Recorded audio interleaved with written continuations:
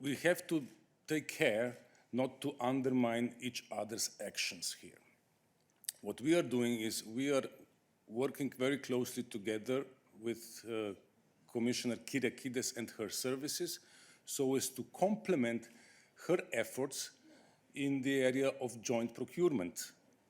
As you know, there are 3 calls for the joint procurement that are now taking place, and their aim is to ensure that urgently needed supplies reach the European Union member states as soon as possible. We work in parallel with that. The idea for a RescEU stockpile is complementary, is not competing one. It's complementary. What is the key difference is the way of operation. Namely, we have 3 levels of civil protection in the European Union to deal with natural and man-made disasters. The first level is national level. In accordance with the treaty, Lisbon Treaty, each member state is responsible to have the necessary facilities, capacities in place to deal with natural and man-made disasters. But it was soon realized that in extreme cases, national response capabilities may be overwhelmed. That's why in 2001, the Union Civil Protection Mechanism was created. And the idea is that when one member state is overwhelmed, that it requests the assistance from other member states. This is the so-called Union Civil Protection Mechanism. It depends obviously on solidarity. So if other EU member states are ready to or able to help, it works very well.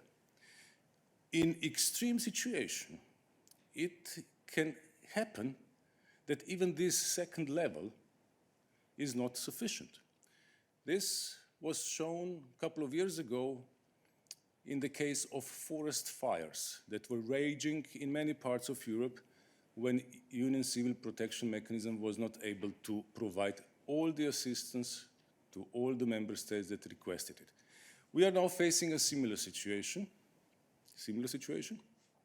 where all member states are facing great challenge, and their ability to help each other is somewhat hampered. And this experience has now led us to creating a RescEU medical stockpile for exactly this kind of situation. And the difference is that it is then the Union that decides where the supplies are to go on the basis of objective criteria that I already mentioned. So this is the difference. We think that this would improve the preparedness of the European Union and its member states for dealing with this and possible future situations like this one. There is, concerning the Union Civil Protection Mechanism, it still works. You mentioned that there will be assistance offered by Germany to Italy. We also expect that the situation as regards the personal protective equipment and other relevant supplies will improve, and the Commission is working full speed to see that happen sooner rather than later. And when that is achieved, there will be more ability of member states to help each other through the Union Civil Protection Mechanism. A question from Natalia Segura from Agencia Catalana de Noticias. Could you tell an estimate, or could you give an estimate of how much medical equipment is needed right now and which countries are suffering more shortages? We cannot give accurate estimate on this. We are working on it. My colleague, Commissioner Breton, is in contact with both the producers as well as trying to ascertain the needs. What we know on the civil protection area is what we get as requests for assistance. From within the European Union, we have got 2 requests for personal protective equipment, one from Italy, which is known, and another one from Spain. Okay. I have a question from Jenny Virtanen from Helsinki Sanomat. how would you describe the ability of the European Union to respond to the needs of its member states on medical supplies? Although I think that today's press conference answers this question partially. But more importantly, how will the Commission act with the countries that limit their own supplies within their borders? So this is the whole issue of the interlinkage between what you're doing and the export bans which had been put in place at some stage.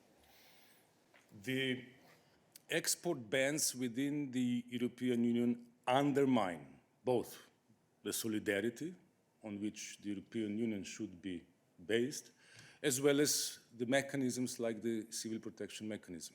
That's why the Commission has been calling all along for a removal of such bans. And there has been some success. One example is the one that was already mentioned. Germany has removed this ban and is now participating in the mechanism.